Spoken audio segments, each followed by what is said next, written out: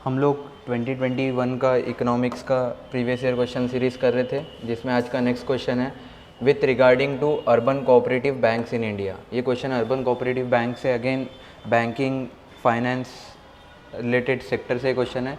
सबसे पहला कह रहा है they are supervised and regulated by local boards set up by the state government. ये जो सुपरवाइज किया जाता है और रेगुलेट किया जाता है, जो लोकल बोर्ड सेटअप करते हैं स्टेट गवर्नमेंट, उनके हिसाब से ऐसा पहला स्टेटमेंट कह रहा है, बट ये स्टेटमेंट एक्चुअली रॉन्ग है। नेक्स्ट कह रहा है they can issue equity shares and preference shares, yes they can. And next is they were brought under the purview of banking regulation act 1949 through an amendment of 1966। ये वाला भी right है, originally नहीं था ये, बट 1966 में जो amendment आया था उसके थ्रू इसको बैंकिंग रेगुलेशन एक्ट में लाया गया था, इसलिए पहला रॉन्ग हो जाएगा, 2 और 3 राइट हो जाएगा। द करेक्ट आंसर इज 2 और 3। नेक्स्ट दिया हुआ है कोऑपरेटिव बैंक्स के बारे में कि they are registered under the cooperative society act of 1912।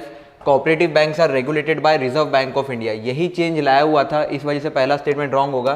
पहले स्टेटमेंट में यहाँ दे रखा है कि स्टेट गवर्नमेंट जो लोकल बोर्ड सेटअप करती है उसके थ्रू गवर्न किया जाता है, बट एक्चुअली में रॉन्ग है, क्योंकि इसको गवर्न और रेगुलराइज जो किया जाता है वो रिजर्व बैंक ऑफ इंडिया के थ्रू किया जाता है। Next, cooperative banks are regulated by RBI under the banking regulation act of 1949, जो हमारा थर्ड स्टेटमेंट था, और इसको लाया कब का गया, उसके अंडर लाया गया था 1965 में। नेक्स्ट, इसमें भी क्लासिफिकेशन है। सबसे पहले urban cooperative banks. Urban cooperative banks में प्राइमरी जो अर्बन कोऑपरेटिव बैंक्स होते हैं, these are registered and governed by state governments under the respective cooperative societies acts of the concern state. State का जो भी कोऑपरेटिव सोसाइटीज वाला act रहेगा उसके थ्रू इनको रजिस्टर और गवर्न किया जाता है। पहला वाला स्टेटमेंट जो था that was given about cooperative bank, but that was right about urban cooperative banks. Next, primary credit societies have to meet certain criteria in order to get a licence from RBI, और इन्हीं urban credit societies को अगर RBI से licence दिए तो कुछ criterias mention meet करने होते हैं। कौन कौन से? The area of cooperation of primary cooperative bank is confined to metropolitan. आपको अर्बन कोऑपरेटिव बैंक कहाँ देखने मिल जाएगा? Metropolitan cities. मेट्रोपॉलिटन सिटीज़ कौन सी होती है? जहाँ पे मिनिमम 30 लाख का पॉपुलेशन देखने मिलता है। अर्बन या फिर semi urban centres and caters to the need of small borrowers including retail traders, small entrepreneurs, professional and salaried class. इनके नीड्स को केटर करने के लिए अर्बन कोऑपरेटिव बैंक को इस्टेब्लिश किया गया। The changes to the banking regulation act are approved by parliament in September 2020। वहीं से क्वेश्चन पूछा गया था 2021 में। Brought cooperative banks under the direct supervision of RBI. पहले डायरेक्ट नहीं होते थे, पहले इनको कोऑपरेटिव बैंक के जो रजिस्ट्रार होते थे कोऑपरेटिव सोसाइटीज़ के, उनके सुपरविजन में होता था, बट फाइनली 2020 में पार्लियामेंट में एक बिल लाया गया जिसके थ्रू इनको डायरेक्ट सुपरविजन ऑफ आरबीआई में लाया गया। क्योंकि ये स्टेप क्यों उठा गया था? क्योंकि बहुत सारे ऐसे कोऑपरेटिव बैंक थे जो लॉस में जा रहे थे, और वहाँ पे जो गवर्निंग थी, मतलब आप कैसे एक पॉलिटिसाइजेशन हो रहा था कोऑपरेटिव बैंक्स का, इसकी वजह से इनको आरबीआई के अंडर लाया गया। Next, urban cooperative banks will now be treated on par with commercial banks and cooperative banks. अब इनको सेम लेवल पे ट्रीट किया जाएगा as compare to commercial banks as well as cooperative bank, and with cooperative bank with prior approval of RBI issue equity shares भी issue कर सकते हैं, preference share भी इशू कर सकते हैं, स्पेशल शेयर्स भी इशू कर किसको? मेंबर्स को, या फिर any other person residing with in the area of operation by way of public issue और प्राइवेट प्लेसमेंट्स। तो शॉर्ट में आपको क्या क्या जानना है? सबसे पहले कि कोऑपरेटिव सोसाइटीज़, कोऑपरेटिव बैंक जो है कोऑपरेटिव सोसाइटीज एक्ट 1912 में रजिस्टर्ड है। नेक्स्ट, इनको रेगुलेट कौन करता है? आरबीआई। इंडिया में ये 1965 वाले अमेंडमेंट के थ्रू लाया गया था, जबकि लॉ कौन सा एम्पावर करता है? Banking regulation act 1949। नेक्स्ट दे रखा है कि रजिस्टर्ड, ये जो प्राइमरी कोऑपरेटिव बैंक्स है ये रजिस्टर्ड होते हैं और गवर्न किए जाते हैं by state government under the respective act. उसके बाद कहाँ कहाँ आपको देखने मिलेगा? सेमी अर्बन एरियाज़ में, मेट्रोपॉलिटन और अर्बन एरियाज़ में। बस बाकी ये सब तो नॉर्मल है। And they can also issue equity shares, preference share, special share, because कल को ऐसा क्वेश्चन आ सकता है कि they can not issue share, but that will be wrong. This was all about cooperative banks. आते हैं हमारे नेक्स्ट क्वेश्चन पे, which is about Indian government bond yields.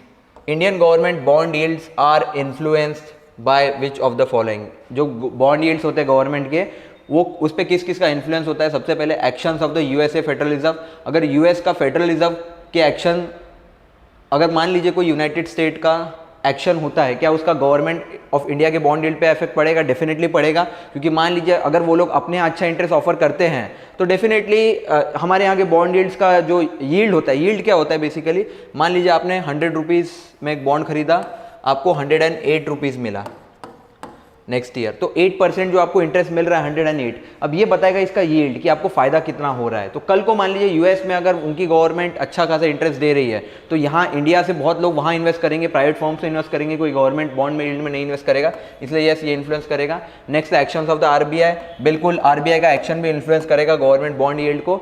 Yield मतलब इनडायरेक्टली आप प्रॉफिट कितना ले रहे हैं। Next inflation and short term interest rate, बिल्कुल inflation short term rate interest rate कैसे इन्फ्लुएंस करेगा। मान लीजिए 100 रुपीज़ में आपने बॉन्ड खरीदा और हर साल इन्फ्लेशन 7% है, आपको मिल रहा है 108 रुपये, तो इनडायरेक्टली आपको मिल बस 1 रुपीज़ का प्रॉफिट रहा है, क्योंकि महंगाई जो है मतलब आज की डेट में 100 रुपीज़ जो आपने इन्वेस्ट किया, नेक्स्ट ईयर महंगाई भी 7% बढ़ी, तो ओवरऑल आप देखेंगे तो आपको 1 रुपीज़ का फायदा होगा, क्योंकि 107 नेक्स्ट ईयर यही आइटम आपको 107 में मिलेगा, तो आपको मिला 108 रुपये, तो आपको 1 रुपये का अर्निंग हो, तो इन्फ्लेशन भी डेफिनेटली इन्फ्लुएंस करता है और शॉर्ट टर्म इंटरेस्ट रेट भी। आंसर हो जाएगा इसका 1, 2 एंड 3, तीनों इसका आंसर हो जाएगा। The correct answer is 1, 2, 3. There are some key points. First, what is a government bond? Yes, a government bond is a debt instrument. हमने देखा डेप्ट इंस्ट्रूमेंट क्या होता है, जैसे मान लीजिए 100 रुपीज़ का बॉन्ड है, इस पर अगर आपको 108 रुपीज़ मिलेगा, दिस इज नोन एज डेप्ट instrument, issued by the central and state government of India, तो दोनों गवर्नमेंट इशू कर सकती है। Next, government bond in India is essentially a contract between the issuer and the investor. ये जो bond होता है ये कॉन्ट्रैक्ट होता है बेसिकली इशूअर और इन्वेस्टर में, कि आप जो इशू कर रहा है गवर्नमेंट ऑफ इंडिया कि आप 100 रुपीज़ मुझे पे कीजिए, नेक्स्ट ईयर मैं इन्वेस्टर को 108 रुपीज़ दूंगा, वेयर इन द इशूअर जो गवर्नमेंट है वो गारंटी कर रहा है interest earning on the face value of bond.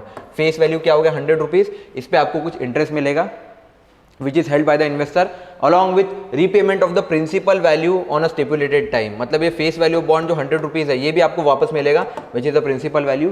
Next, government bonds India fall under the broad category of government security. India में जो गवर्नमेंट बॉन्ड्स है मोस्टली वो गवर्नमेंट सिक्योरिटी के फॉर्म में होते हैं and are primarily long term investment tools. Long term इसलिए क्योंकि आप देखिएगा मिनिमम 1 ईयर रहता है मैच्योरिटी डेट, 1 ईयर या उसके बियॉन्ड भी रह सकता है गवर्नमेंट बॉन्ड्स का maturity, issued for the periods ranging from 5 to 40 years. तो government of India basically 5 to 40 years के लिए गवर्नमेंट सिक्योरिटी लॉन्च करती है। It can be issued by both central and state government, वो हमने यहाँ पे देख ही लिया। नेक्स्ट, बॉन्ड यील्ड क्या होता है, जैसा कि मैंने आपको बताया bond yield is the return on the bond and investor will get by investing in a bond. मतलब आपने 100 रुपीज़ इन्वेस्ट किया, आपको मिल रहा है 108 रुपीज़, तो ये जो 8 रुपीज़ है that is your bond yield. Bond yield is inversely proportional to bond price. अभी इन्वर्सली प्रोपोर्शनल कैसे, एक रिलेशन दिया है, जैसे जैसे बॉन्ड प्राइस इंक्रीज होता है बॉन्ड यील्ड गिरता है। आप देख भी सकते हैं, इसका बेस्ट एग्जांपल होगा, मान लीजिए मैंने 100 रुपीज़ में एक बॉन्ड खरीदा, अब नेक्स्ट ईयर मुझे 108 रुपये मिलेंगे, बट अब मुझे अर्जेंट ज़रूरत है 100 रुपये की, बट ये तो मैंने गवर्नमेंट को दे दिया है, तो मैं क्या करूँगा, मैं अपने फ्रेंड को बोलूँगा कि मैंने एक बॉन्ड खरीदा 100 रुपीज़ का, एक काम करो ये बॉन्ड तुम रख लो और मुझे 100 रुपीज़ चाहिए वापस। तो 100 रुपीज़ में तो नहीं लेगा वो, तो मुझे क्या करना पड़ेगा, मैं उसको बोलूँगा ठीक है 95 रुपीज़ में मैं बॉन्ड देता हूँ, आप मुझे 95 रुपीज़ दो, ये बॉन्ड ले लो।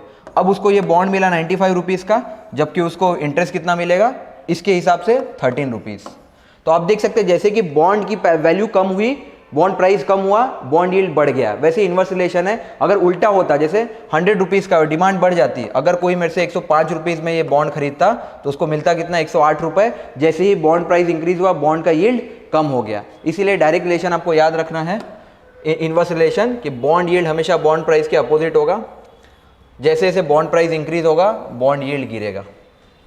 अब इंडियन गवर्नमेंट के बॉन्ड यील्ड किस किस से इन्फ्लुएंस है, सबसे पहले monetary policy of reserve bank of India, जिसके तहत आरबीआई डिसाइड करती है इन्फ्लेशन होना चाहिए बिटवीन 2 to 6%।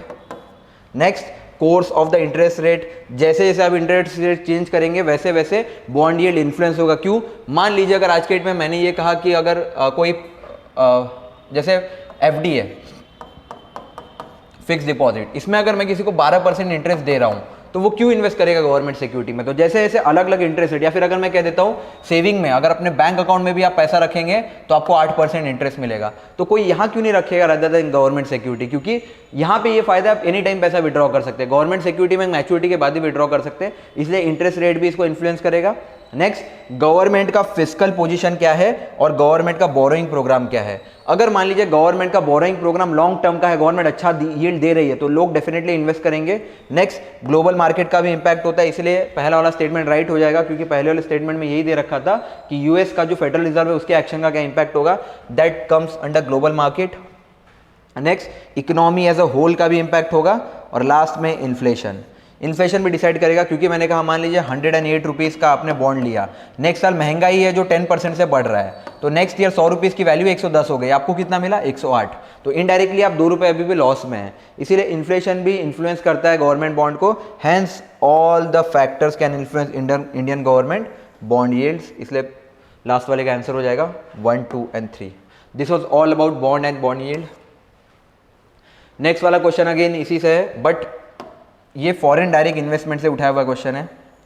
क्वेश्चन आपसे कह रहा है कंसीडर द फॉलोइंग स्टेटमेंट। सबसे पहला, फॉरेन करेंसी कन्वर्टिबल बॉन्ड्स, ऐसे बॉन्ड्स जो फॉरेन करेंसी में कन्वर्ट किए जा सकते हैं, या फिर फॉरेन करेंसी का बॉन्ड जो इंडियन रुपीज में कन्वर्ट किया जा सकता है। Next, foreign institutional investment with certain conditionals, जो फॉरेन के इंस्टीट्यूशनल है इन्वेस्ट करना चाहते हैं इंडिया में कुछ कंडीशंस के साथ। Next, global depository receipt, GDR भी कहा जाता है इसको, कि ग्लोबल मतलब आउट ऑफ इंडिया किसी पर्सन को इंडिया में इन्वेस्ट करना है तो उसके लिए एक रिसिप्ट इशू किया जाता है। या फिर इंडियंस, जैसे मान लीजिए कोई फॉरेनर है किसी भी कंट्री का और वो इंडिया में इन्वेस्ट करना चाहता है, तो वो डायरेक्ट नहीं करेगा, उसके लिए उसको GDR मिलता है, ग्लोबल डिपॉजिटरी रिसिप्ट। और फोर्थ है नॉन रेसिडेंशियल एक्सटर्नल डिपॉजिट, मतलब जो NRI पर्सन है उसके कुछ एक्सटर्नल डिपॉजिट। आपको क्वेश्चन कह रहा है which of the above can be included in foreign direct investment. Foreign direct investment में कौन कौन सा आ सकता है, पहला डेफिनेटली आएगा। नेक्स्ट, फॉरेन इंस्टीट्यूशनल इन्वेस्टमेंट, ये भी डेफिनेटली आएगा। GDR भी आएगा, but non residential external deposit कभी FDI में नहीं आएगा, इसलिए आंसर हो जाएगा आपका A, दैट इज 1, 2 एंड 3। इसका आंसर 1, 2, 3 है। कुछ की पॉइंट्स देख लेते हैं। सबसे पहले, what is foreign currency convertible bond? It is a bond issued by an Indian company in foreign currency and subscribed by a non-resident in foreign currency and convertible into ordinary share of the issuing company either in whole or part। होता क्या है इसमें, एक Indian company foreign में जाके bond issue करती है। जैसे मान लीजिए रिलायंस है, रिलायंस अगर फॉरेन में काम कर रही है तो वो क्या करेगी, फॉरेन करेंसी में डॉलर में ही एक बॉन्ड इशू करेगी। उसके बाद इसको सब्सक्राइब कर सकता है कौन, by a non resident in foreign currency, जो इंडियन है वही इसको ले सकता है, क्योंकि इंडियन वहां का नॉन रेसिडेंट हो जाएगा। और इसको कन्वर्ट भी किया जा सकता है ordinary shares of the company में, पूरी तरीके से या पार्ट में। इसको कहा जाता है फॉरेन करेंसी कन्वर्टिबल बॉन्ड, जो कि फॉरेन करेंसी में इशू किया जाता है और इसको कन्वर्ट भी कर सकते हैं आप एज अ शेयर, पूरे इसको कन्वर्ट कर सकते हैं फिर थोड़े पार्ट को, इसे that is known as foreign currency convertible bond. If they are redeemed they count as ECB, that is external commercial borrowing. अगर इन शेयर्स को रिडीम कर लेंगे हम तो इसी को कहा जाता है एक्सटर्नल कॉमर्शियल बोरोइंग, कि बाहर से आपने पैसा उठाया है। एंड अ डेब्ट obligation only on converting into equity, ये तभी होगा जब आप इस बॉन्ड को शेयर में इक्विटी में कन्वर्ट करेंगे, it is counted towards FDI। अगर आपने इसको शेयर या फिर इक्विटी में कन्वर्ट नहीं किया है तो ये एज अ FDI काउंट नहीं होगा। बट फिलहाल हमने देखा कि फॉरेन करेंसी कन्वर्टिबल बॉन्ड में होता क्या है, शेयर में कन्वर्ट करते हैं, इसलिए पहला मेरा FDI में काउंट हो जाएगा। नेक्स्ट स्टेटमेंट था foreign institutional investment with certain condition. Foreign का एक पर्सन है, इसको FII कहा जाता है। 3 टाइप की चीज़ें उस दिन में मैंने आपको बताई थी, एक होता है FPI फॉरेन पोर्टफोलियो इन्वेस्टमेंट, एक होता है FII और तीसरा होता है FDI। तो ये FII की बात कर रहा है। FII क्या है, foreign institutional investment with certain condition, इन पे कुछ कंडीशन है तभी FDI में काउंट होंगे। कौन सी कंडीशन, इंडिया में SEBI security exchange board of India कुछ FPI रेगुलेशन देता है 2019 में, जिसके तहत a particular foreign institutional investment is allowed to invest up to 10% of the paid up capital of a company, which implies that any investment above 10% will be constructed as FDI। India में अगर कोई foreign institution investment करना चाहता है तो 10% तक की allowed है, लिमिट है। अगर paid up capital of company का मतलब, अगर मान लीजिए किसी कंपनी का paid up capital for example 500 crore है तो FII उस कंपनी में 10% यानी 50 करोड़ तक इन्वेस्ट कर सकता है। बट अगर इन्वेस्टमेंट अबाउट 10% है तो वो क्या हो जाएगा, FDI। According to IMF and OECD definition, the acquisition of at least 10% of the ordinary share or voting power in a public or private enterprise by non-resident investor make it eligible to be categorized as FDI। IMF की definition दे रखी है या फिर OECD एक organisation है, इनकी एक definition है जिसके तहत ये कहा गया है कि अगर आपने किसी कंपनी में इन्वेस्ट किया, 10% शेयर मिल गया आपको या वोटिंग पावर मिल गया, किसको? बाय अ नॉन रेसिडेंट, किसी भी कंपनी में, पब्लिक कंपनी हो या प्राइवेट कंपनी हो, अगर कोई बाहर का आदमी, नॉन रेसिडेंट आदमी उसमें इन्वेस्ट करता है तो इसको कहा जाएगा FDI। जैसे कि आप गए और आपने यूनाइटेड किंगडम में, इंग्लैंड में जाके आपने किसी कंपनी में 10% शेयर ले लिए, तो बाय डिफॉल्ट आपका इन्वेस्टमेंट उस कंपनी में एज FDI काउंट होगा, इसलिए हमारा सेकंड स्टेटमेंट भी राइट हो जाएगा। नेक्स्ट है about GDR, global depository receipt. इसका मतलब है any instrument issued in the form of depository receipt और certificate created by overseas depository bank outside India and issued to non resident investor against underlying share और foreign currency of issuing company. इसमें क्या होता है, जैसे मान लीजिए एक ओवरसीज बैंक है, जैसे इंडिया में भी बहुत सारे ओवरसीज बैंक है, तो ये ओवरसीज बैंक जब एक रिसिप्ट इशू करेगा, किसको? नॉन रेसिडेंट को। मैं दुबई में हूं मान लीजिए, और दुबई में एक ओवरसीज बैंक है जिसका ब्रांच इंडिया में भी है, ये क्या करेगा? वहां की किसी कंपनी के इंस्ट्रूमेंट में इन्वेस्ट करेगा और मुझे इनडायरेक्टली एक रिसिप्ट देगा, this is known as global depository receipt. इसको GDR इक्विटी रिप्रेजेंटिंग, ये शेयर रिप्रेजेंट करता है, इनडायरेक्टली आप जब भी रिसिप्ट लेंगे तो इसके बदले आपको कुछ शेयर्स मिलेंगे कंपनी के, तो these are equity representing share holder fund foreign investment in the form of equity share. ये भी एक टाइप का फॉरेन इन्वेस्टमेंट है, कहाँ पे? शेयर्स में, issued outside India by a depository bank. इसका नाम GDR क्यों रखा गया है? क्योंकि एक डिपॉजिटरी बैंक है on behalf of Indian company, Indian company के बिहाफ में ये बैंक ये काम कर रही है, which is covered under the FTI, और GDR प्रोसीड्स को ही आप फाइनली FDI रिकॉग्नाइज करते हो। इसलिए सेकंड थर्ड स्टेटमेंट में रॉन्ग हो जाएगा। हमने तीन चीज़ें देखी, सबसे पहले फॉरेन करेंसी कन्वर्टिबल बॉन्ड, जिसमें एक फॉरेन करेंसी में आप बॉन्ड इशू करते हो जिसको कन्वर्ट किया जा सकता है शेयर में और नॉन शेयर्स में। अगर शेयर में इशू करेंगे तो FDI हो जाएगा। इसी को जब आप रिडीम कर लोगे तो ECB भी कहा जाता है, that is external commercial borrowing. Next हमने देखा व्हाट इज FII, अगर फॉरेन इंस्टीट्यूशनल इन्वेस्टमेंट, कोई एक फॉरेन इंस्टीट्यूशन का पर्सन इंडिया में किसी कंपनी में 10% इन्वेस्टमेंट करता है तो इसको भी हम FDI काउंट करेंगे, और ये भी IMF और OECD के डेफिनेशन से कंफर्म हो गया है। और लास्ट में हमने देखा GDR, ये तीनों आ जाएगा FDI के अंदर। नेक्स्ट क्वेश्चन है अबाउट रूपी डीवैल्यूएशन। ये कह रहा है the effect of devaluation of a currency is that it necessarily, पहला, improve the competitiveness of the domestic export in the foreign market, next increases the foreign value of domestic currency, और तीसरा improve the trade balance. ये कह रहा है जब भी पैसा डीवैल्यू होता है, डीवैल्यू का मतलब है $1 का अभी रेट हो सकता है 30 रुपीज़, अगर $1 का 1 साल बाद रुपीज़ वैल्यू हो जाएगा 40 रुपीज़, तो हम कहेंगे डीवैल्यू हो चुका है रूपी। रूपी की वैल्यू गिर गई है, इसको कहा जाता है डिवैल्यूएशन। तो ये कह रहा है अगर रूपी की वैल्यू गिर जाएगी, डिवैल्यूएशन हो जाएगा करेंसी का, तो इसका क्या क्या इंपैक्ट पड़ेगा? सबसे पहले competitiveness of the domestic export in the foreign market बढ़ाता है। एक्सपोर्ट का मतलब क्या है? जैसे मान लीजिए एक इंडियन कंपनी है, अब वो एक्सपोर्ट करेगा। पहले क्या होता था, अगर वो एक्सपोर्ट करता था तो $1 का उसको 30 रुपीज़ मिलता था, अब $1 का उसको 40 रुपीज़ मिलेगा। तो कॉम्पिटिटिवनेस डोमेस्टिक एक्सपोर्ट का आई डोंट थिंक बढ़ेगा इन द फॉरेन मार्केट, कम होगा उल्टा। तो 1 हमको हटा देना चाहिए। सेकेंड चेक करना, increase the foreign value of domestic currency. Domestic currency की फॉरेन वैल्यू बढ़ेगी क्या? Foreign value 40 rupees, domestic increase the foreign value of domestic currency, नहीं ये भी आएगी। तो इसका आंसर मुझे लगता है C ही होना चाहिए, 3 ओनली, नहीं 1 ओनली है इसका आंसर। चेक करते हैं क्यों ऐसा। सबसे पहले डीवैल्यूएशन के बारे में दिया है, devaluation of a currency means reduction in the value. जब करेंसी के वैल्यू में रिडक्शन हो जाता है तो इसको कहा जाता है डीवैल्यूएशन। ये कब अकर होता है? When a country intentionally reduces the value of its currency relative to one or more foreign countries. ये चाइना जानबूझ के करता है। इंटेंशनली क्यों रिड्यूस करता है? क्योंकि इससे फायदा होता है। जैसे मान लीजिए अभी मुझे, अगर मैं मान लीजिए चाइना USA के साथ ट्रेड कर रहा है तो $1 पे चाइना को मान लीजिए 10 उनकी करेंसी मिलेगी, बट द मोमेंट वो कम कर देंगे, अब $1 में उनको मान लीजिए 12 या 15 उनकी करेंसी देना पड़ेगा अगर इनको ट्रेड करना है तो। इसलिए वो जानबूझ के डिवैल्यू करते हैं, क्योंकि पहले इनको 10 करेंसी मिलती थी $1 के बदले, बट इनको 12 to 15 करेंसी मिलेगी जब US इन्वेस्ट करेगा। इसलिए कुछ कंट्रीज इंटेंशनली करती है, जिसका बेस्ट एग्जाम्पल चाइना है। नेक्स्ट, तो सेकंड स्टेटमेंट रॉन्ग क्यों हो गया? ये कह रहा है devaluation occur when a country intentionally reduces the value of currency relative to one or more countries. Second statement यहाँ पे क्या कह रहा था कि ये शायद foreign value of the domestic country को इंक्रीज करता है, रॉन्ग है, डिक्रीज कर देता है।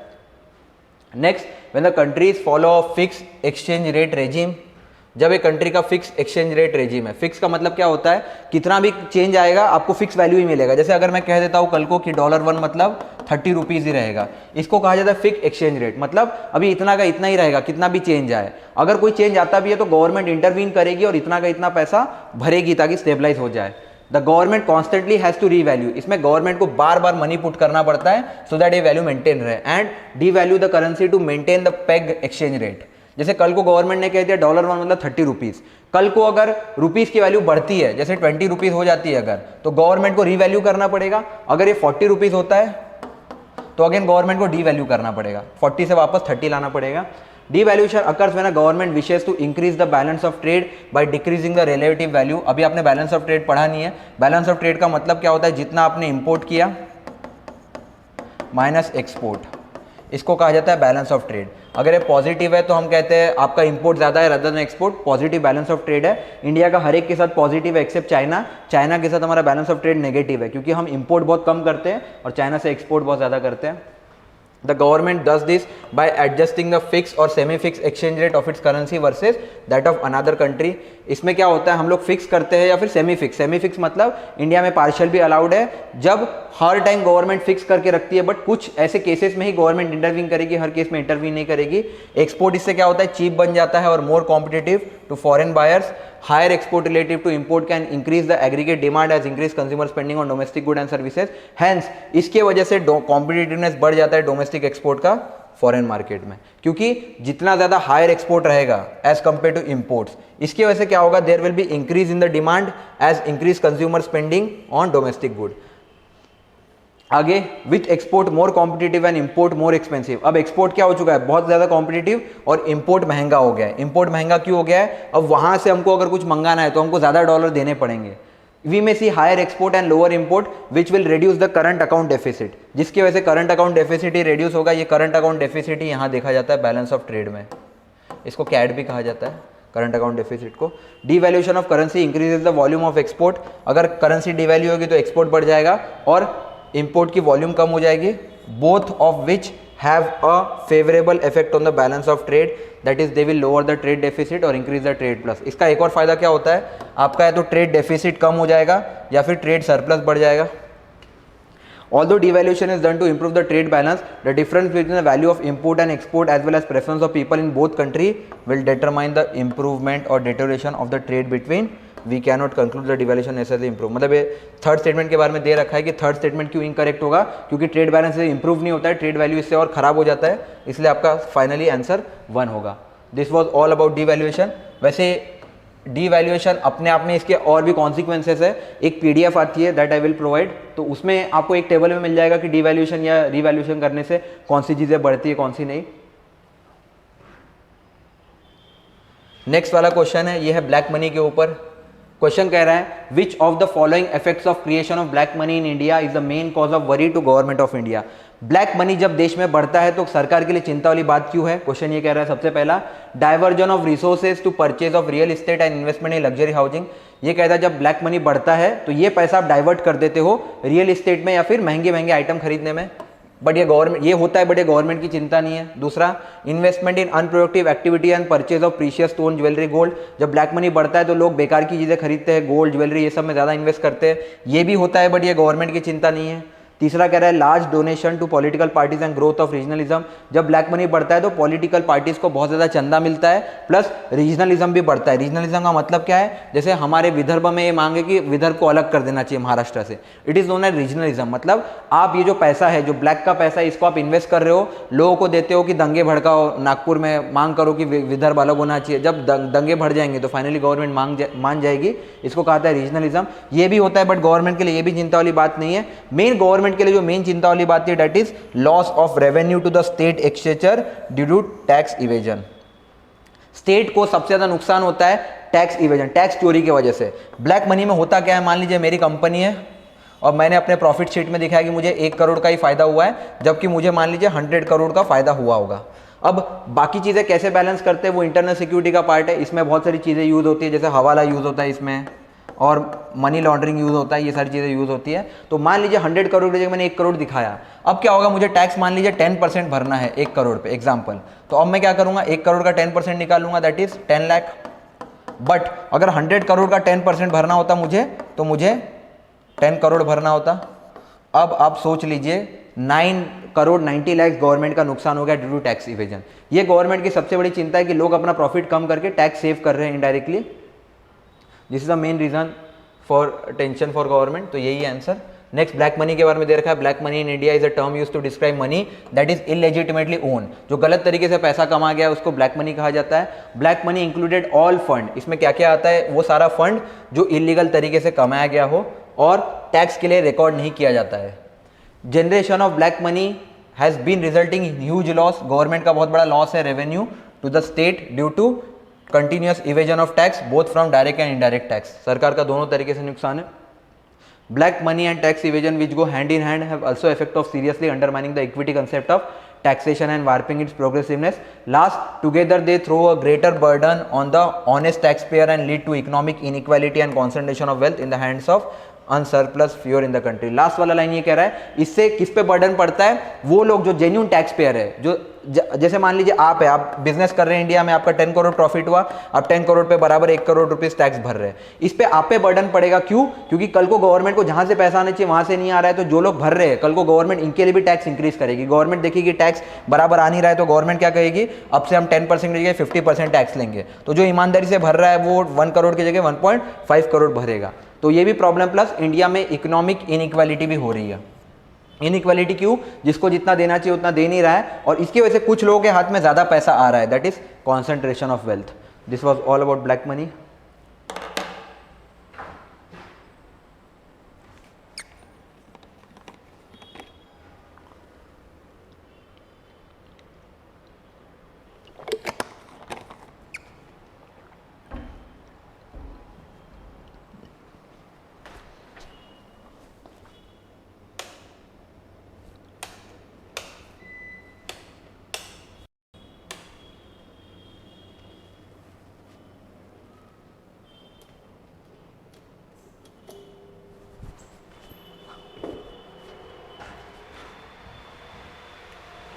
नेक्स्ट वाला जो क्वेश्चन ये पूछ रहा है, इंडिया में इन चारों में से आपको बताना है सबसे ज्यादा इन्फ्लेशनरी कौन सा है। इन्फ्लेशनरी मतलब जिसके वजह से सबसे ज्यादा इन्फ्लेशन बढ़ेगा मार्केट में।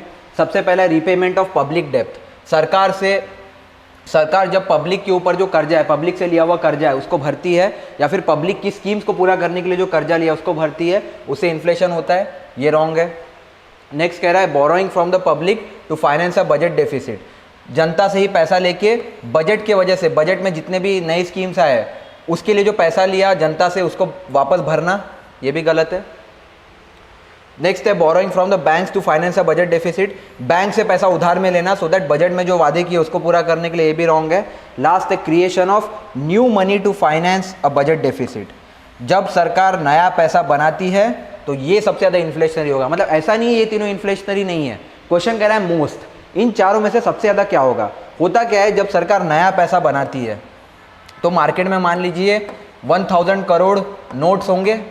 सरकार अगर मान लीजिए इसमें 10 करोड़ नए नोट छाप देगी ना, तो मार्केट में और ज़्यादा पैसा आएगा। क्योंकि हमने क्या देखा, इन्फ्लेशन कब होता है, जब मार्केट में बहुत ज़्यादा पैसा आ जाता है। मतलब ज़रूरत थी मार्केट में सिर्फ 10 करोड़ नोट्स की, अब मार्केट में 15 करोड़ हो गए। तो जो मान लीजिए 10 करोड़ है और 10 करोड़ आइटम्स है, अब 1 रुपीज़ में 1 आइटम खरीदा जा सकता है। अब क्या होगा, सेम 1 रुपीज़ में आपको, सॉरी 1 आइटम आपको 1.5 रुपीज़ में मिलेगा जब नोट बढ़ जाएंगे। क्योंकि अपने नंबर ऑफ नोट्स इंक्रीज कर दिए मार्केट में। नया मनी हमेशा बनाने से इन्फ्लेशन बढ़ जाता है मार्केट में, इसलिए आपका डी होगा आंसर। ये तीनों भी होंगे, ऐसा नहीं है। जब पब्लिक से भी गवर्नमेंट उधार में पैसा लेती है तो इन्फ्लेशन होता ही है, क्योंकि सरकार ये पैसा लेके मार्केट में ही डालने वाली है। अगेन जब बैंक से पैसा लेती है गवर्नमेंट तो ये भी मार्केट में ही डालेगी। अगेन पब्लिक डेब्ट भी जब भरती है तो मार्केट में ही पैसा आएगा। बट ये सबसे ज़्यादा इन्फ्लेशनरी इसमें डी होगा। The correct answer is D, that is creation of new money to finance a budget deficit when the government finances its budget deficit. Budget deficit का मतलब है सरकार ने वादा किया था कि हम 500 करोड़ रुपए की स्कीम्स लाएंगे, सरकार के पास थे ही 300 करोड़। तो ये 200 करोड़ जो चाहिए दैट इज बजट डेफिसिट। सरकार के पास इतना पैसा नहीं है कि बजट में जो वादा किया उसको पूरा कर पाए, इसलिए सरकार उधार लेती है। This is known as budget deficit. तो when the government finance budget deficit through creation of a new या फिर high powered money, in the process it causes inflation and the purchasing power of old money balances held by the public false.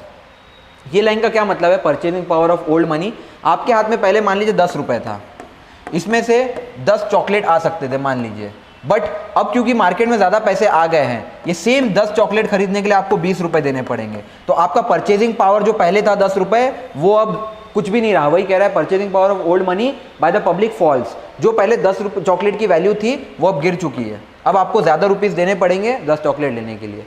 This is known as purchasing power of old money held by the public falls. Next ये कह रहा है the monetary base, M0 जिसको कहा जाता है। M0 क्या होता है? Total amount of currency that is either in general in the hands of public. Public के हाथ में जितना पैसा, इसको M0 कहा जाता है, या फिर बैंक में जितना पैसा है। The creation of new money will increase the monetary base. अगर आप ज़्यादा नोट बनाएंगे तो ये M0 की भी वैल्यू बढ़ जाएगी। M0 क्या होता है? अभी तक पूरे इंडिया में जितना पैसा सर्कुलेटेड है, बैंक के पास जितना पैसा है, ये सब M0 हो जाएगा। अगर आप नए नोट बढ़ाएंगे तो इसमें इसकी वैल्यू बढ़ जाएगी, which in turn will increase the money supply that will increase inflation. और इन शॉर्ट इन्फ्लेशन बढ़ जाएगा इससे। नेक्स्ट है मनी मल्टीप्लायर। ये सेम क्वेश्चन हमने 2019 में भी देखा था, एज इट इज रिपीटेड है, ऑप्शंस भी रिपीटेड है। Money multiplier in an economy increases with which of the following. सबसे पहला increasing the CRR in the banks, wrong, इससे कम हो जाएगा। इंक्रीजिंग द SLR, ये भी रॉन्ग। नेक्स्ट है increase in the banking habit of people, definitely. Next है increase in the population of country. आप जब 2019 का क्वेश्चन देखेंगे, ऑप्शन भी एज इट इज सेम रखा है, UPSC ने पूरा का पूरा कॉपी कर दिया है क्वेश्चन। मनी मल्टीप्लायर क्या होता है? जैसे मान लीजिए मेरे पास 100 रुपीज़ है और मैंने इसको बैंक में डाल दिया। अब बैंक क्या करेगा? ये किसी को लोन देगा, एक पर्सन को 40 रुपये दिया, एक को 40 दिया, और बैंक ने 20 रुपये वैसे के वैसे संभाल के रखे हैं। अब जिसको 40 दिया, कल को ये हो सकता है 10 रुपये का एक आइटम खरीदेगा, 10 रुपये का आइटम खरीदेगा, और 20 रुपीज़ इसने भी अपने बैंक में रख दिए। अब जब इसने 40 रुपये लोन दिया तो ये बैंक को वापस करेगा 48 रुपीज़, 20% अगर इंटरेस्ट है तो। फिर जो इसने 20 रुपये बैंक में रखा है, ये बैंक का पैसा, इसका 20 रुपये मान लीजिए कोई तीसरा पर्सन लेगा, वो भी बैंक को इंटरेस्ट देगा 24 रुपये। तो बैंक क्या कर रहा है? या 100 रुपये से उसने एक्स्ट्रा पैसे बनाए, 8 रुपये, 4 रुपये। This is known as money multiplier. कि बैंक क्या कर रहा है? आप ही का पैसा डिपॉजिट में ले रहा है, आप ही का पैसा लोगों को लोन दे रहा है, उस लोन पे बैंक इंटरेस्ट कमा रहा है, और वो इंटरेस्ट को बैंक वापस सर्कुलेट कर रहा है। जैसे मान लीजिए पूरे इंडिया में पहला बैंक बना, बैंक के हाथ में कुछ भी पैसा नहीं है, एक आदमी क्या, उसने 100 रुपये डिपॉजिट करा है, एक ने 100 किए, एक ने 100 किए। अब बैंक के पास 300 रुपये हो गए। बैंक क्या करेगा? सामने वाले को लोन देगा। जैसे पहला इंसान है उसको बोलेगा 10% इंटरेस्ट दूंगा, आपको 110 रुपये वापस करने हैं। तो बैंक ने 100 दिए, बैंक को 110 मिला।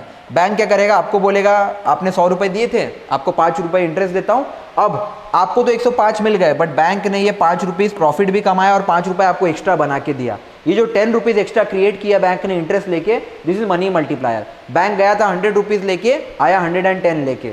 अब आपका भी मनी मल्टीप्लाई हुआ, आपने दिया था बैंक को 100, आपको मिला 105, तो आपको बैंक ने 1.05 टाइम्स मनी मल्टीप्लाई करके दे दिया। इसको कहा जाता है मनी मल्टीप्लायर कंसेप्ट। अब पहला क्यों नहीं होगा? CRR क्या होता था? बैंक के पास अगर 100 रुपये है तो बैंक को कुछ रिजर्व में पैसा रखना है, जो 4% फिक्स होता था। SLR भी क्यों नहीं होगा? 18% फिक्स रखना है। अगर आप CRR बढ़ा देंगे, जैसे आप कहते हैं 100 में 4% नहीं, अब 5% रखना है, तो बैंक कम पैसा लोन दे पाएगा। क्योंकि बैंक कम पैसा लोन दे पाएगा तो बैंक मनी को मल्टीप्लाई कम कर पाएगा। सेम अगर SLR पहले 18% था और बैंक कहती है 20% SLR है, तो SLR बढ़ गया। क्योंकि SLR बढ़ गया, बैंक के पास लोन देने के लिए कम पैसा है, इसलिए पहला दूसरा नहीं होगा। पॉपुलेशन बढ़ने से भी नहीं होगा, क्योंकि ज़रूरी नहीं है कि जितने पॉपुलेशन बढ़ रहे हैं हर एक इंसान बैंक में ही पैसा जमा करा रहा है, इसलिए D भी नहीं होगा। बट हाँ, बैंकिंग हैबिट से ज़रूर होगा। बैंकिंग हैबिट का मतलब क्या है? सबसे लोग ज़्यादा से ज़्यादा पैसा बैंक में जमा करा रहे हैं, और ज़्यादा से ज़्यादा पैसा बैंक में जमा होगा तो बैंक के पास ज़्यादा पैसा होगा बांटने के लिए, क्योंकि बैंक जितना ज़्यादा पैसा बांटेगी उतना ज़्यादा पैसा मल्टीप्लाई होगा। तो this is known as banking habit of the people, and this is the answer. Option B, increasing the banking habit of people. Next money multiplier के बारे में दिया है कि money multiplies the amount of money created by banks, जो bank पैसा बना रही है for a given fix amount of base money and reserve ratio. Cash reserve ratio क्यों नहीं होगा बता दिया है मैंने, बैंकिंग हैबिट से क्यों होगा ये भी बता दिया है मैंने, और पॉपुलेशन से नहीं होगा ये भी बता दिया है मैंने। तो आगे बढ़ते हैं। फिर अगला क्वेश्चन है, इंडिया में demand pull inflation with reference to Indian economy, demand pull inflation can be caused increase by which of the following. दो टाइप का होता है, एक होता है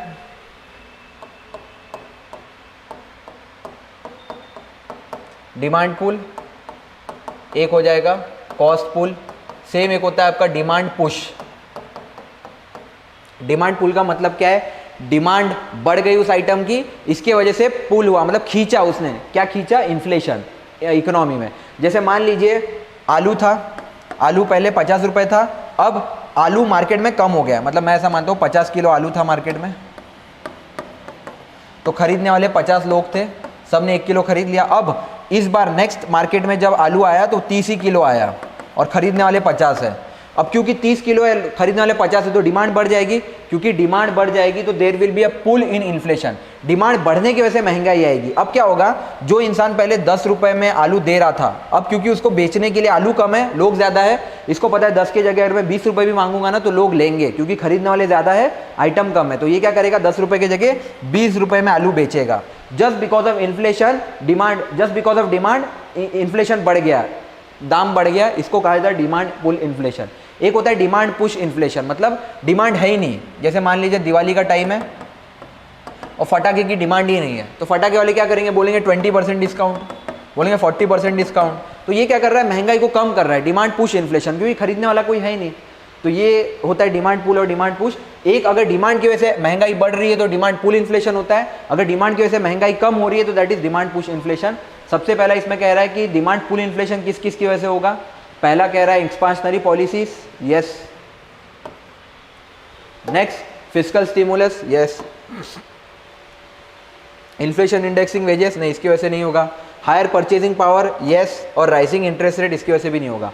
अब समझते हैं एक एक चीज को। एक्सपांशनरी पॉलिसीज मतलब अगर आरबीआई ने अनाउंस किया कि हम एक्सपांशनरी पॉलिसी ला रहे हैं, एक्सपांशनरी पॉलिसी में क्या होता है, मार्केट में बहुत ज़्यादा पैसा डाल देते हैं। जब मार्केट में बहुत ज़्यादा पैसा डालेंगे तो डिमांड ऑटोमेटिकली किसी चीज़ की बढ़ जाएगी, क्योंकि लोगों के हाथ में पैसा है, पैसा है तो लोग ज़्यादा शॉपिंग करेंगे, ज़्यादा शॉपिंग करेंगे तो डिमांड बढ़ जाएगा, डिमांड बढ़ेगा तो प्राइस बढ़ेगा। तो पहला एक्सपांशनरी पॉलिसी तो होगा। सेकेंड है फिस्कल स्टिमुलस। फिस्कल स्टिमुलस का मतलब क्या होता है, सरकार जब लोगों की मदद के लिए पैसा देती है। जैसे कोविड में गवर्नमेंट ने कहा था कि मान लीजिए अगर कोविड में सरकार ने कहा हम हर इंसान को 2000 रुपए देंगे, ये क्या है, एक आर्थिक मदद है गवर्नमेंट की, फिस्कल स्टिमुलस है। जब लोगों के हाथ में बेकार का पैसा आएगा तो लोग क्या करेंगे, जबरदस्ती मूवी देखने जाएंगे, क्योंकि मूवी देखने जाएंगे तो मूवी के टिकट्स के पैसे बढ़ जाएंगे, that is demand pull inflation. Next है इन्फ्लेशन इंडेक्सिंग वेजेस। इसका मतलब होता है आपकी सैलरी को ना इन्फ्लेशन से लिंक कर देंगे। जैसे आप कहीं काम कर रहे हो, उसने बोला 50,000 रुपये महीना दूंगा, बट हर साल महंगाई बढ़ रही है 10% से, तो आपको बाय डिफॉल्ट हर महीने में सैलरी बढ़ाऊंगा। मतलब अगले महीने उसने 55,000 दे दिया, अगले महीने 60,000 दे दिया, इसको कहा जाता है इन्फ्लेशन इंडेक्सिंग वेजेस। जब महंगाई की वजह से आपकी सैलरी बढ़ रही है तो ये इसकी वजह से, तो बट ये जरूरी नहीं है, कल को हो सकता है इन्फ्लेशन इंडेक्सिंग वेजेस, इन्फ्लेशन बढ़ रहा है तो हो सकता है, बट अगर इन्फ्लेशन कम हो रहा है, आपकी सैलरी भी कम होगी, तो जरूरी नहीं है इसकी वजह से ये होगा। हायर परचेजिंग पावर, यस, जब इंसान की खरीदने की ये कोई भी सामान खरीदने की क्षमता बढ़ जाती है तो अननेसेसरली वो सामान खरीदेगा और उससे डिमांड में इंक्रीज होगा। तो आई गेस इसका आंसर 1, 2 and 4 ए होना चाहिए, यस ए है। हायर परचेजिंग पावर भी होगा, राइजिंग इंटरेस्ट रेट से नहीं होगा, क्योंकि द मोमेंट आप इंटरेस्ट रेट बढ़ा देंगे, जैसे पहले आपने कहा था अब लोन लेना है तो 8% में मिलेगा, बट अगर आपने इंटरेस्ट रेट को बढ़ा दिया, अब आप कह रहे हैं 12% पे लोन मिलेगा, तो लोग क्यों लोन लेंगे। जब लोन लेंगे नहीं लोग तो लोगों के हाथ में पैसा नहीं होगा, पैसा नहीं होगा तो लोग खरीदेंगे क्यों, और डिमांड पुल इन्फ्लेशन होगा क्यों, इसलिए 5 भी नहीं होगा। आपका आंसर होगा 1, 2 and 4। चेक करते हैं, यस। इन्फ्लेशन, सबसे पहले इन्फ्लेशन के बारे में बता दिया हमने, बार बार इन्फ्लेशन देखा है तो ये हम नहीं पढ़ेंगे। नेक्स्ट डिमांड पुल इन्फ्लेशन क्या होता है। डिमांड पुल इन्फ्लेशन किसकी वजह से होता है, सबसे पहले ये समझते हैं। जब डेप्रीशिएशन ऑफ रुपी होता है, रुपी के वैल्यू में गिरावट होती है तो कहा जाता है कि डिमांड पुल इन्फ्लेशन है, या फिर लो अनएम्प्लॉयमेंट रेट है, जब बेरोजगारी एकदम भर भर के है तो डिमांड पुल इन्फ्लेशन होगा, या फिर इंक्रीज बोरोइंग, सरकार ने बहुत ज़्यादा पैसा कर्जे में लिया है। अब जब सरकार फिस्कल स्टिमुलस देगी, इसमें क्या होता है, सरकार खर्चा बढ़ाएगी, सरकार जनता में और पैसा देगी, या फिर टैक्स को कम करेगी, क्योंकि टैक्स कम करेगी या पैसा गवर्नमेंट बांटेगी लोगों के पास, तो लोगों के हाथ में पैसा आएगा, लोग ज़्यादा स्पेंड करेंगे, इसलिए ये होगा, लोग अननेसेसरी फुटाला जाके बैठेंगे। Next, when the government spends more freely prices go up, जब गवर्नमेंट बहुत ज़्यादा पैसा स्पेंड करती है तो प्राइसेस बढ़ जाता है, इसका मतलब इनडायरेक्टली एक्सपांशनरी पॉलिसीज ही है। एक्सपांशनरी पॉलिसी से क्या होगा, it leads to more economic activity via low interest rate और more money with the public etcetera, इसलिए पहला भी होगा, क्योंकि एक्सपांशनरी में लोग क्या कर रही है, गवर्नमेंट क्या कर रही है, लोगों को पैसा दे रही है भर भर के, तो लोग ज़्यादा शॉपिंग करेंगे। नेक्स्ट, एसिड इन्फ्लेशन और इंक्रीज इन फॉरेक्स रिजर्व, अगर गलती से राइज हो गया एक्सपोर्ट्स में तो डेप्रीशिएशन हो जाएगा रुपी का, जिसकी वजह से अगेन ये बढ़ सकता है, बट हमारे ऑप्शन में एसिड इन्फ्लेशन नहीं था इसलिए हमने वहाँ पे नहीं देखा ये। हायर परचेजिंग पावर भी हमने देख लिया, जब कंज्यूमर के हाथ में ज़्यादा पैसा होता है तो वो ज़्यादा स्ट्रॉन्ग फील करता है खरीदने के लिए। फॉर एग्जांपल अभी मान लीजिए किसी की सैलरी आती है तो सोचता है अरे सैलरी आई है बक्स एक नया फ़ोन ले लेता हूँ, तो that is higher purchasing power. अब इस चक्कर में क्या होता है, मान लीजिए गया फ़ोन लेने, वो 30,000 का वो ले लेगा 50,000 का, तो that is higher purchasing power, unnecessarily cost increase हो रहा है। नेक्स्ट है राइजिंग इंटरेस्ट रेट। अगर इंटरेस्ट रेट बढ़ रहा है तो मनी सप्लाई मार्केट में कम हो रहा है, क्योंकि मनी सप्लाई मार्केट में कम हो रहा है तो उसकी परचेजिंग पावर कम हो जाएगी, क्योंकि परचेजिंग पावर कम होगी तो डिमांड वैसे ही नहीं रहेगा, तो उसकी वजह से नहीं होगा ये। और इन्फ्लेशन इंडेक्स वेजेस भी नहीं होगा। हमने देख लिया इसमें क्या होता है, आपकी सैलरी को हम लिंक कर देते हैं किससे, इन्फ्लेशन से, which means wage moves as inflation changes. आपकी सैलरी वैसे वैसे चेंज होगी जैसे इन्फ्लेशन बढ़ेगा। अगर इन्फ्लेशन बढ़ रहा है तब तो अच्छा है, आपकी सैलरी बढ़ेगी। अगर इन्फ्लेशन कम हो रहा है तो आपकी सैलरी भी वैसे ही घटेगी। तो ये भी again it is not a good parameter for demand pull inflation, इसलिए हमारा आंसर 1, 2 एंड 4 ही होगा। नेक्स्ट क्वेश्चन पे आते हैं। This is about stock market, retail investors के बारे में।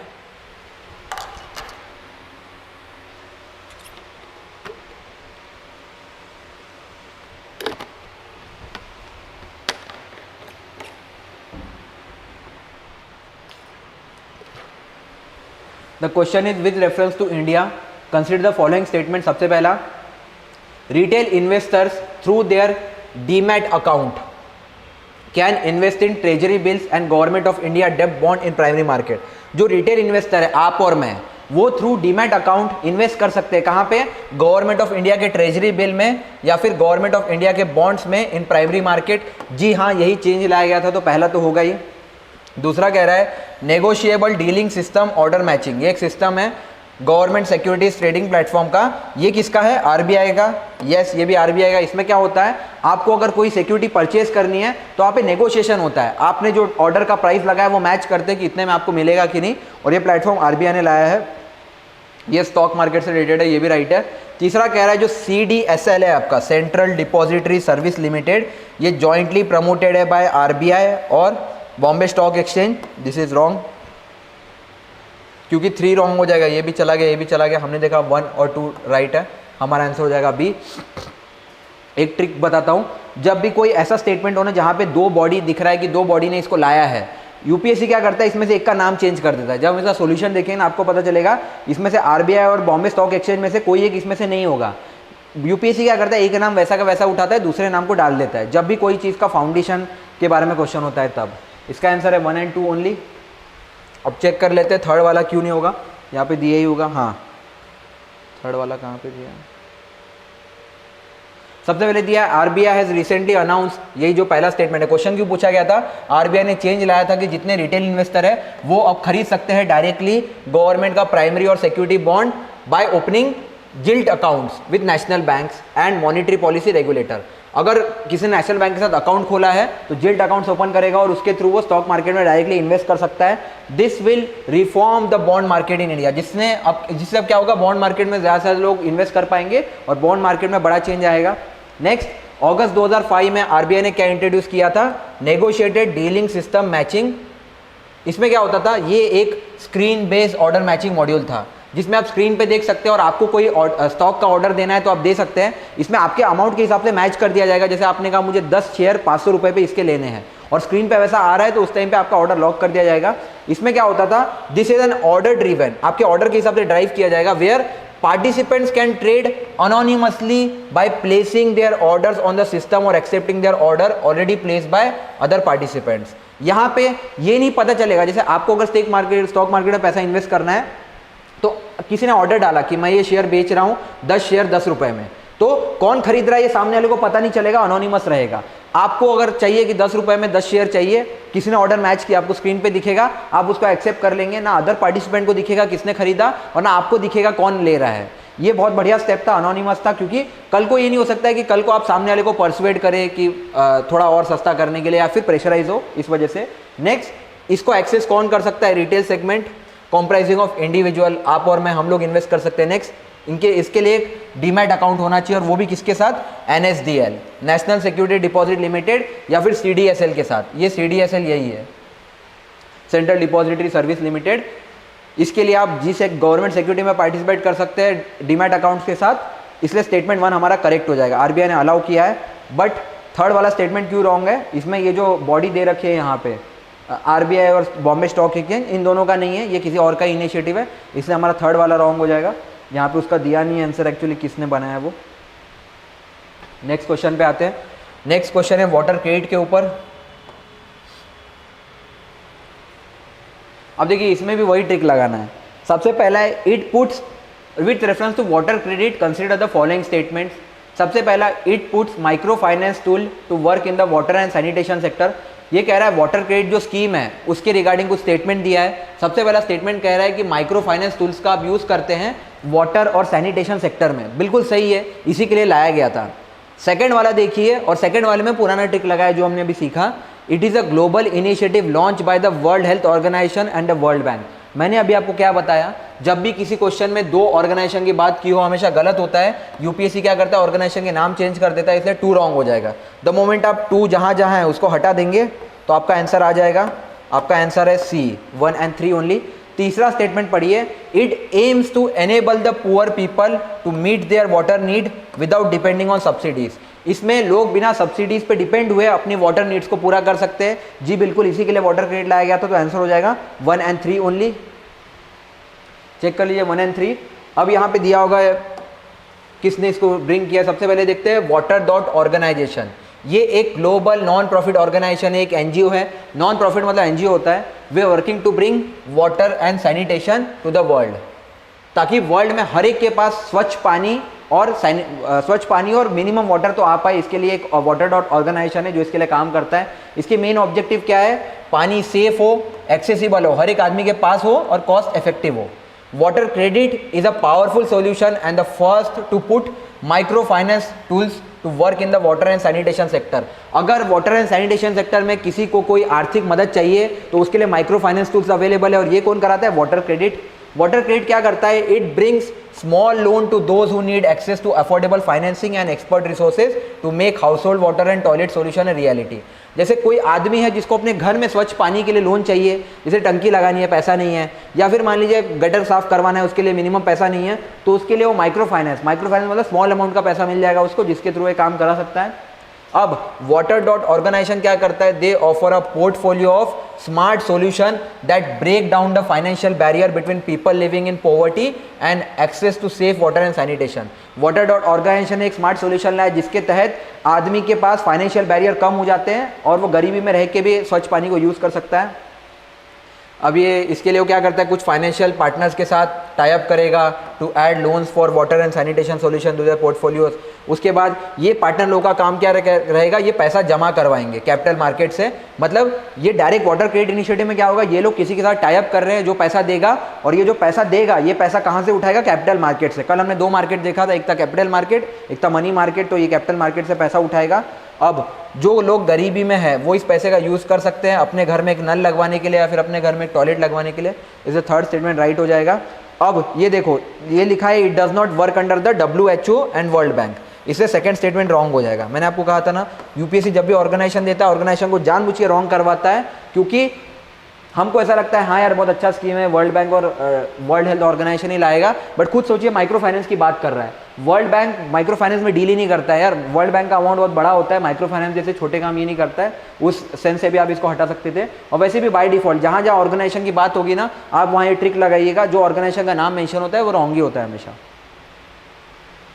आते हैं नेक्स्ट क्वेश्चन पे, दैट इज इंडिया में सेंट्रल बैंक का function as lender of the last resort कहा जाता है। Lender of the last resort मतलब लास्ट ऑप्शन। अगर मुझे पैसे की जरूरत है, बैंक्स को पैसे की जरूरत है, तो आखिरी ऑप्शन किसके पास जाएंगे वो, ऐसा कहा गया है, lender of the last resort. तो ये इसके रिगार्डिंग कौन सा स्टेटमेंट सही है, सबसे पहला लेंडिंग टू द, लेंडिंग मतलब पैसा देना, lending to trade and industry bodies when they fail to borrow from other sources. नहीं, बैंक कभी भी, सेंट्रल बैंक की बात कर रहा है आरबीआई कभी भी इंडस्ट्री या फिर ट्रेड के लिए पैसा नहीं देता है अगर वो कर्जा चुकाना बंद कर दिया तो उन्होंने। नेक्स्ट, प्रोवाइडिंग लिक्विडिटी मतलब cash to banks having a temporary crisis. Yes, RBI का काम ही होता है कि बैंक जिनके पास क्राइसिस है, जिनके पास पैसा नहीं है, उनको कैश प्रोवाइड कर पाए ताकि बैंक सामने वाले को पैसा दे। यहाँ जो लिखा हुआ है कि ट्रेड और इंडस्ट्री को पैसा देगा, ये आरबीआई डायरेक्टली नहीं देता है, आरबीआई देता है बैंक को बैंक का काम रहेगा इंडस्ट्री और ट्रेड को पैसा देना अगर वो कर्जे में है तो। तीसरा कह रहा है lending to government to finance budgetary deficit नहीं, आरबीआई गवर्नमेंट को भी पैसा नहीं देता है बजटरी डेफिसिट के लिए। अगर आरबीआई चाहे तो गवर्नमेंट की कोई डिफरेंट नीड्स को मीट कर सकता है। इसमें एक आप पढ़ोगे वेज एंड मीन्स एडवांस, ये आरबीआई देता है एक्स्ट्रा, मतलब ये एडवांस होता है एक टाइप का, ये गवर्नमेंट को देता है बट बजट डेफिसिट के लिए नहीं देता है, इसलिए आंसर 2 ओनली हो जाएगा हमारा बी। आरबीआई सिर्फ बैंक को पैसा देता है, answer is 2 only. Lender of last resort का मतलब क्या है कि कंट्री का सेंट्रल बैंक यानी आरबीआई उन बैंक्स को पैसा देगा या एलिजिबल इंस्टीट्यूशन को पैसा देगा जो फाइनेंशियल डिफिकल्टी फेस कर रहे हैं या फिर रिस्की है, जो बैंक बंद हो सकती है। इसीलिए इंडिया में आरबीआई को ही लेंडर ऑफ लास्ट रिजोर्ट कहा जाता है, क्योंकि ये काम इंडिया में आरबीआई करेगा। Lender of last resort does not lend money to trade and industry, हमने देख लिया इंडस्ट्री और ट्रेड को पैसा नहीं देता है। नेक्स्ट, आरबीआई यही काम किसको, और RBI extend this facility to protect the interest of depositor. RBI ये काम क्यों कर रहा है, क्योंकि आपका मेरा पैसा बैंक के पास है, बैंक के पास अगर कैश नहीं है तो बैंक फेल हो जाएगा और आपका मेरा पैसा डूब जाएगा। आपके और मेरे पैसे को बचाने के लिए ही आरबीआई बैंक को ये फैसिलिटी देता है कि जब चाहे बैंक के पास पैसे का क्राइसिस है आरबीआई उसकी मदद करेगा। और आरबीआई गवर्नमेंट को भी पैसा नहीं देता है बजट डेफिसिट फाइनेंस करने के लिए, but it does not come under the lender of last resort. RBI budget deficit के लिए पैसा देता है बट ये जो काम करता है वो लास्ट रिजॉर्ट के अंदर नहीं आएगा, इसलिए स्टेटमेंट 3 हमारा इनकरेक्ट हो जाएगा, इसलिए हमारा आंसर हो जाएगा 2 only. This was all about RBI and here we finish our 2021 paper.